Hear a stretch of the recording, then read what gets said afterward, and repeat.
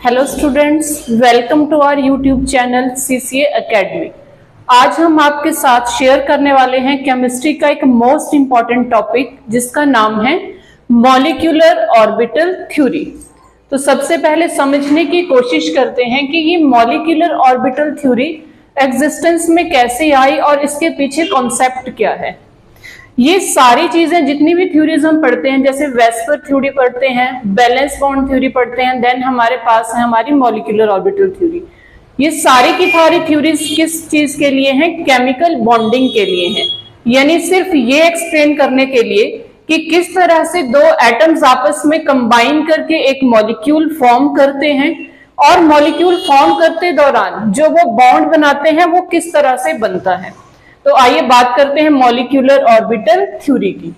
इस थ्योरी में सबसे पहले क्या कहा गया, जो मेन चीज है इसकी, यहां पे मॉलिक्यूलर ऑर्बिटल थ्योरी में ये माना गया कि जिस तरह से हम एटम की बात करते हैं, एटम में एक न्यूक्लियस रहता है हमारे पास, है ना।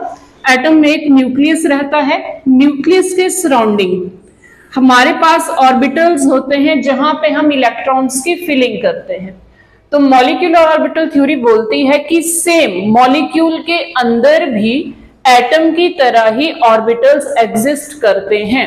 यानी कि जैसे एटम के अंदर एटॉमिक ऑर्बिटल होंगे, सेम वैसे ही मॉलिक्यूल के अंदर आपके मॉलिक्यूलर ऑर्बिटल्स होंगे। जैसे हम इलेक्ट्रॉन अपने एटॉमिक ऑर्बिटल्स में भरते हैं, फिल करते हैं, सेम वैसे ही आपकी मॉलिक्यूल की फिलिंग जो होगी वो मॉलिक्यूलर ऑर्बिटल्स में भी होगी। ठीक है, तो पहला पॉइंट हमारा यहां से, the electrons in a molecule are present in various molecular orbitals. यानी वही बात फिर से, अगर मॉलिक्यूल के अंदर मॉलिक्यूलर ऑर्बिटल एग्जिस्ट करते हैं तो वहां पे हम इलेक्ट्रॉन्स भरेंगे, है ना। कैसे? As the electrons of atoms are present in various atomic orbital. Same उस तरह से जैसे एटम्स के अंदर एटॉमिक ऑर्बिटल है वहां पे इलेक्ट्रॉन्स की फिलिंग की जाती है, वैसे ही मॉलिक्यूल बनने के बाद मॉलिक्यूल का अपना एक ऑर्बिटल होगा जिसे हम मॉलिक्यूलर ऑर्बिटल कहेंगे और वहां भी इलेक्ट्रॉन की फिलिंग की जाएगी। ये था इसका पहला पॉइंट। और यहीं पे साथ में ही वो क्या बताता है, आगे लिखेंगे हम उसको, कि जब आपके पास एटम है, देखिए मान लीजिए ये आपके पास एक एटम है ए, देन दूसरा एटम मान लेते हैं हमारे पास है बी। तो जब एटम ए है, एटम ए में जो एटॉमिक ऑर्बिटल्स में इलेक्ट्रॉन्स हैं उनके ऊपर सिर्फ ए के न्यूक्लियस का ही इंफ्लुएंस है। यानी एटम ए का न्यूक्लियस ही इन इलेक्ट्रॉन्स को अपनी तरफ अट्रैक्ट करेगा, अपना न्यूक्लियर चार्ज इनके ऊपर शो करेगा। सेम एटम बी में भी होगा, एटम बी का न्यूक्लियस ही आसपास के इलेक्ट्रॉन्स पे अपने न्यूक्लियर चार्ज का इफेक्ट डालेगा। लेकिन मान लो यही एटम ए एंड बी आपस में मिलके एक मॉलिक्यूल फॉर्म करते हैं जिसका नाम है ए बी। अब क्या होगा, ए बी मॉलिक्यूल बनने के बाद इनका अपना एक ऑर्बिटल होगा, मॉलिक्यूलर थ्योरी के अकॉर्डिंग, है ना। इनका अपना ऑर्बिटल होगा जिसको हम मॉलिक्यूलर ऑर्बिटल बोल रहे हैं। तो उस मॉलिक्यूलर ऑर्बिटल में जितने भी इलेक्ट्रॉन्स प्रेजेंट रहेंगे उनके ऊपर आपके एटम ए का न्यूक्लियस और एटम बी का न्यूक्लियस दोनों के दोनों अपना न्यूक्लियर चार्ज लगाएंगे। तो ये था main base molecular orbital theory का। क्या, एक बार फिर से रिपीट करेंगे हम इसको, फिर हम इसके थोड़ी डिटेल्स में जाएंगे। क्या था? पहली चीज कि जिस तरह से एटम्स के अंदर एटॉमिक ऑर्बिटल्स होते हैं और वहां पे हम इलेक्ट्रॉन्स की फिलिंग करते हैं, सेम वैसे ही मॉलिक्यूल के अंदर मॉलिक्यूलर ऑर्बिटल एग्जिस्ट करता है और वहां पे इलेक्ट्रॉन्स की फिलिंग की जाती है। तो ये था हमारा पहला पॉइंट। और दूसरा पॉइंट, अब थोड़ी डिटेल में चलते हैं। अब आगे दूसरे पॉइंट में क्या है, अच्छा मान लिया ठीक है हमारे पास मॉलिक्यूलर ऑर्बिटल एग्जिस्ट करता है, तो फिर उसके कुछ नाम भी होंगे। जैसे एटॉमिक ऑर्बिटल में हम क्या नाम देते हैं, 1s है, 2s है, 2p है ना, 3s है, sp,df है। फिर हमारे पास प्रिंसिपल क्वांटम नंबर्स हैं 1 2 3, उस अकॉर्डिंग हमने उनको डिवाइड किया हुआ है या डिस्ट्रीब्यूट किया हुआ है ना। तो वैसे ही हमारे मॉलिक्यूलर ऑर्बिटल्स के भी नाम होने चाहिए। तो हमारे मॉलिक्यूलर ऑर्बिटल्स के नाम क्या होते हैं? Sigma and pi. डेल्टा भी है, लेकिन फिलहाल अपना +1 के सिलेबस में हम सिग्मा और पाई तक ही करेंगे, ठीक है। तो molecular orbitals of diatomic molecule are sigma and pi. किस नाम से जाने जाते हैं ये? सिग्मा एंड पाई के नाम से जाने जाते हैं। देन नेक्स्ट है हमारा, इसमें नेक्स्ट क्या है कि जितने एटॉमिक ऑर्बिटल्स आपस में कंबाइन करेंगे उतने ही मॉलिक्यूलर ऑर्बिटल आपके पास फॉर्म होंगे। Number of molecular orbitals formed is equal to the number of atomic orbitals combined. For example, अगर आपके पास 2 एटॉमिक ऑर्बिटल कंबाइन कर रहे हैं तो 2 ही मॉलिक्यूलर ऑर्बिटल आपके पास निकल के बाहर आएंगे। एग्जाम्पल लेते हैं, मान लीजिए आप H2 की बात कर रहे हैं, है ना। हाइड्रोजन का एक मॉलिक्यूल बनाया आपने, तो हाइड्रोजन का मॉलिक्यूल बनने के लिए क्या रहा होगा? एक एटम हाइड्रोजन का और दूसरा भी एटम हाइड्रोजन का हमारे पास रहा होगा, है ना। यानी आपके पास एक एटॉमिक ऑर्बिटल हाइड्रोजन एक एटम का, एक एटॉमिक ऑर्बिटल दूसरे हाइड्रोजन एटम का होगा। हमें पता है इसका क्या इलेक्ट्रॉनिक कॉन्फ़िगरेशन होती है, 1s1 1s1, एक इलेक्ट्रॉन इसके पास, एक इलेक्ट्रॉन इसके पास। तो जब ये दोनों आपस में मिलेंगे, मॉलिक्यूलर ऑर्बिटल फॉर्म करेंगे, ये 2 एटॉमिक ऑर्बिटल्स मिल रहे हैं तो हमें 2 ही मॉलिक्यूलर ऑर्बिटल मिलेंगे रिजल्ट में। अब हम इसको करके देखते हैं कि इसको हम मॉलिक्यूलर ऑर्बिटल थ्योरी में किस तरह से दिखाते हैं। ये हमारा रहा हाइड्रोजन का एक एटॉमिक ऑर्बिटल, इस साइड एटॉमिक ऑर्बिटल लिख लिया। ये हमारा रहा हाइड्रोजन, दूसरे हाइड्रोजन का एटॉमिक ऑर्बिटल। हमें बनाना क्या है? हमें H2 मॉलिक्यूल बनाना है ना। तो एक हाइड्रोजन का एटम दूसरा हाइड्रोजन का एटम मिलके ही H2 का मॉलिक्यूल फॉर्म करेंगे। अब क्या होगा? ये भी एटॉमिक ऑर्बिटल, ये भी एटॉमिक ऑर्बिटल। जब ये दोनों आपस में मिलेंगे हमारे पास मॉलिक्यूलर ऑर्बिटल फॉर्म होंगे, वो भी कितने? 2 ही फॉर्म होंगे। कुछ इस तरह से हम डायग्राम बनाते हैं, जिसको क्या कहा जाता है? मॉलिक्यूलर ऑर्बिटल डायग्राम कहा जाता है ना। अब यहाँ पे जो बीच में आपके पास 2 दिखाई दे रहे हैं, ये आपके मॉलिक्यूलर ऑर्बिटल्स हैं। कौन से हैं ये? Molecular orbitals. अब बात करते हैं सिग्मा और पाई की। सेम वैसे जैसे हमने पीछे वाली पहले पढ़ रखा है, क्या पढ़ रखा है कि S के साथ S सिग्मा बॉन्ड कैसे बनता है, पाई बॉन्ड कैसे बनता है। जब S की ओवरलैपिंग S के साथ होगी हमें सिग्मा बॉन्ड मिलता है ना। तो यहाँ पे S है, S है। अगर एक 1s ऑर्बिटल दूसरा 1s ऑर्बिटल आपस में ओवरलैप करते हैं, हमारे पास 2 मॉलिक्यूलर ऑर्बिटल निकल के आएंगे, जो कि कौन से होंगे? Sigma 1s and sigma star 1s। अब ये किस तरह से? हमने तो बोला था सिग्मा हो सकता है, पाई हो सकता है। जब आपने बात की है सिग्मा की, तो मॉलिक्यूलर ऑर्बिटल 2 तरह के होते हैं। कौन से? एक होता है बॉन्डिंग, दूसरा कौन सा होता है? एंटी बॉन्डिंग, ठीक है।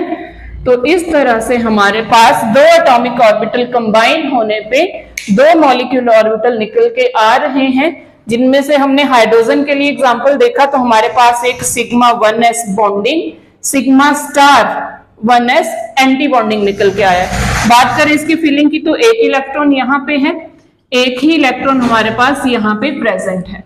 कैसे करेंगे? 1 2, दोनों के दोनों इलेक्ट्रॉन हमारे कहाँ पे आ गए? बॉन्डिंग मॉलिक्यूलर ऑर्बिटल में ही आ गए, है ना। तो यहाँ पे अगर आप देखें, फिर से एक बार ध्यान से देखें, तो 2 एटॉमिक ऑर्बिटल कंबाइन होने पे आपके पास 2 मॉलिक्यूलर ऑर्बिटल फॉर्म हो रहे हैं, जिनका नाम क्या है? एक बॉन्डिंग है सिग्मा 1s और एक एंटी बॉन्डिंग है सिग्मा स्टार 1s। अब इतना सीखने के बाद हम नेक्स्ट क्या लिख सकते हैं कि हमारे पास एक बॉन्डिंग बनता है और एक एंटी बॉन्डिंग बनता है ना। अब ये जो बॉन्डिंग वाला है, आपने देखा होगा डायग्राम में हमने इसको नीचे ड्रॉ किया था। ये जो बॉन्डिंग वाला है इसकी एनर्जी कम रहती है और ये स्टेबल होता है। जो आपका एंटी बॉन्डिंग मॉलिक्यूलर ऑर्बिटल है उसकी एनर्जी ज्यादा होने की वजह से ये अनस्टेबल होता है। तो आप लिख सकते हैं कि जो बॉन्डिंग मॉलिक्यूलर ऑर्बिटल है उसकी एनर्जी कम होती है, इसलिए वो स्टेबल होता है। वहीं पे आपका एंटी बॉन्डिंग मॉलिक्यूलर ऑर्बिटल जो है वो हाई एनर्जी होने की वजह से अनस्टेबल माना जाता है। ठीक है जी, अच्छा क्लियर है इतना। अब ये बॉन्डिंग और एंटी बॉन्डिंग फॉर्म कैसे हो रहे हैं, थोड़ी सी हमें ये भी नॉलेज होनी चाहिए। तो जब हम बात करते हैं ऑर्बिटल्स की, है ना, ऑर्बिटल्स एक्चुअली हैं क्या? ऑर्बिटल्स आपके न्यूक्लियस के आसपास का वो स्पेस है जहां पे इलेक्ट्रॉन्स के मिलने के चांसेस होते हैं कि जी अच्छा इस एरिया में हमें इलेक्ट्रॉन मिल सकता है। और स्क्रॉडिंजर ने हमें क्या बताया था, वेव इक्वेशन दी थी, है ना।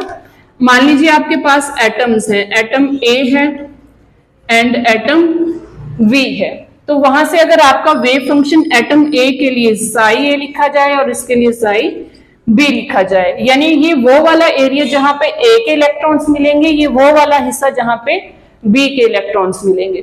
बाद में क्या हुआ, इन ए और बी ने मिलके एक मॉलिक्यूल फॉर्म कर लिया ए बी। कौन सा मॉलिक्यूल फॉर्म किया? A B. तो ये जो हमारे पास वेव फंक्शन है, मॉलिक्यूलर ऑर्बिटल बनते टाइम इनमें दो चीजें हो सकती हैं। क्या क्या हो सकता है? आपका जब भी मॉलिक्यूलर ऑर्बिटल बनेगा, या तो ये आपस में एड ऑन हो सकते हैं या फिर ये वेव फंक्शन आपस में माइनस हो सकते हैं। तो जब भी ये वेव फंक्शन एड ऑन होते हैं तो हमारे पास बॉन्डिंग मॉलिक्यूलर ऑर्बिटल निकल के आता है, और जब भी ये वेव फंक्शन आपस में माइनस होते हैं तो हमारे पास एंटी बॉन्डिंग मॉलिक्यूलर ऑर्बिटल निकल के आता है। क्लियर है? यहां तक देखेंगे जरा क्या क्या किया हमने यहां तक। यानी आपके पास जितने एटॉमिक ऑर्बिटल्स कंबाइन होंगे उतने ही आपके पास मॉलिक्यूलर ऑर्बिटल निकल के बाहर आएंगे। जिस तरह से आपके पास एटम के पास ऑर्बिटल्स होते हैं, उसी तरह से मॉलिक्यूल के पास भी आपके पास ऑर्बिटल एग्जिस्ट करते हैं। देन हमने नाम भी दे दिया, मॉलिक्यूलर ऑर्बिटल्स सिग्मा नाम दे सकते हैं, पाई दे सकते हैं, है ना। और बॉन्डिंग और एंटी बॉन्डिंग किस तरह से बनता है वो भी हमने सीख लिया। तो नेक्स्ट अब इसमें हम क्या देख सकते हैं, चलिए नेक्स्ट देखते हैं। नेक्स्ट पॉइंट क्या है कि ऐसे ही नहीं हमने कोई भी ऑर्बिटल उठाया और आपस में कंबाइन कर दिया, ऐसा नहीं है। तो कैसे है? जिन एटॉमिक ऑर्बिटल्स की एनर्जी जो है वो एक दूसरे के इक्वल होगी, इक्विवेलेंट एनर्जी होगी, और जिनकी सिमेट्री जो है वो भी एक जैसी होगी, वही एटॉमिक ऑर्बिटल्स आपके पास मिलके नए मॉलिक्यूलर ऑर्बिटल्स फॉर्म कर सकते हैं। तो ये है आपके पास पॉइंट नंबर 5। क्या है पॉइंट नंबर 5? कि जिस एनर्जी के द कंबाइनिंग एटॉमिक ऑर्बिटल्स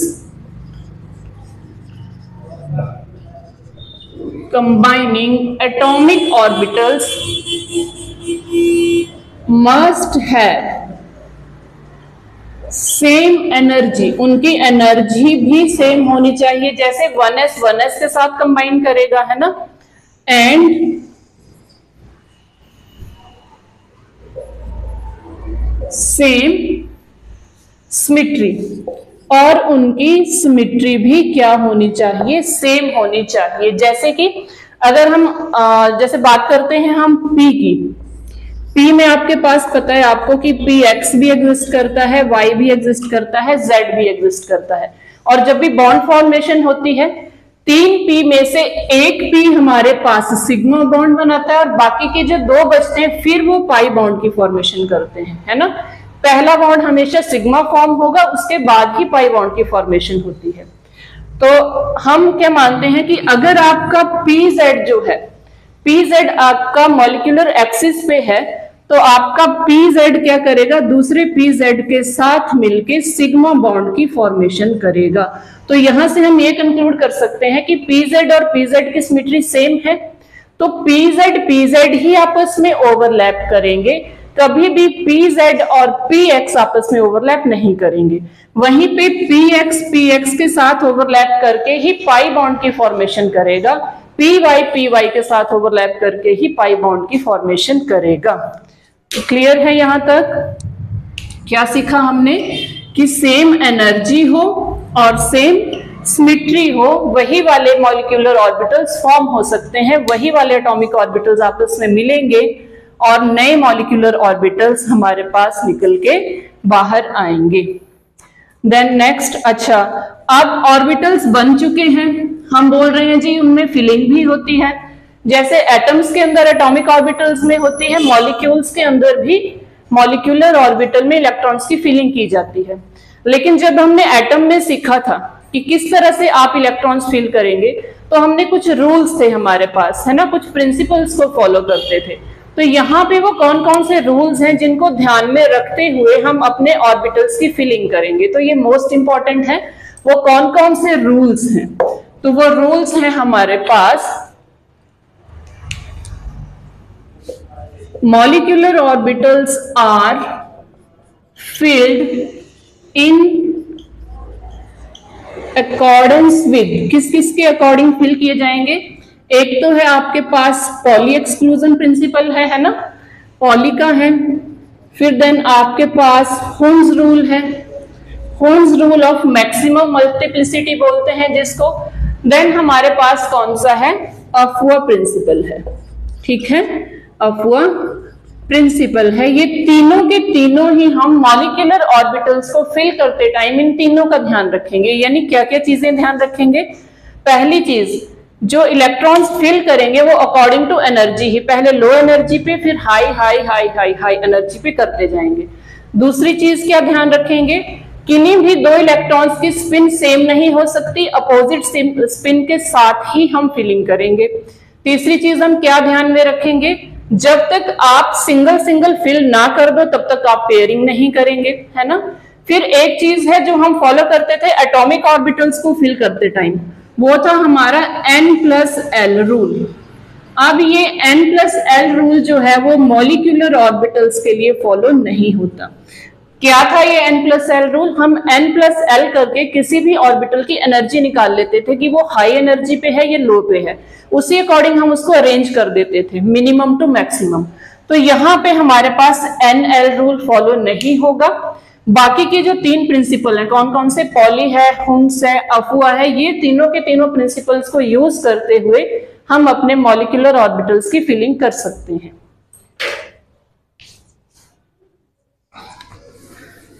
तो आज हमने जो सीखा, एक बार फिर से क्विक रिवीजन करेंगे उसका। क्या सीखा आज हमने? मॉलिक्यूलर ऑर्बिटल थ्योरी के बारे में बात की है, जहां पे क्या कहा गया कि जिस तरह से एटॉमिक ऑर्बिटल्स में एटम में आपका एटॉमिक ऑर्बिटल एग्जिस्ट करता है, सेम वैसे ही मॉलिक्यूल्स में भी मॉलिक्यूलर ऑर्बिटल एग्जिस्ट करता है।